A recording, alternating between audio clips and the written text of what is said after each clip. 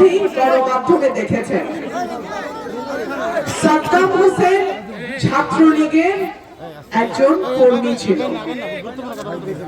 তার স্ত্রী নবজাতক সন্তানকে হত্যা করে আত্মহত্যা করে।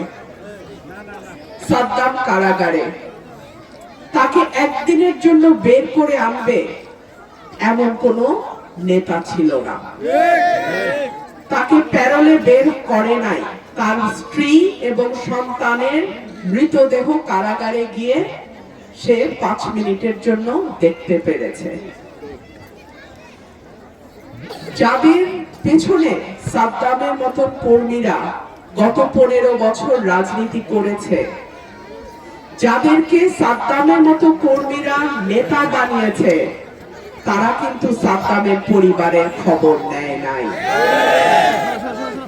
সাদ্দাম হয়তো ছাত্রলীগ করত, কিন্তু ছাত্র দলেও তো এমন কর্মী ছিল 15 বছর।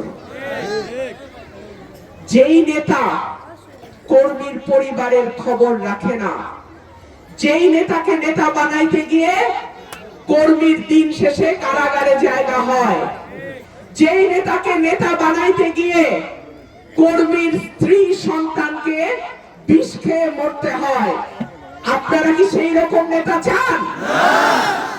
গত 15 বছর কুতুব, বড় বড় কুতুব বিএনপি, মোবাইল টেলিফোন বন্ধ, নম্বর বিদেশি, কর্মীরা সেই নম্বর জানে না।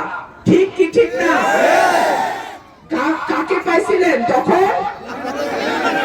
আমাকে পাইছিলেন। নেতা বাছার সময়ও সাবধানে বাইছেন। ভাইরা আমার, সাদ্দামের পরিণতি যেন বাংলাদেশে কোন দলের কোন কর্মীর কপালে না ঘটে। খবরের কাগজ, নিখাত, নির্ভীক, নিরপেক্ষ।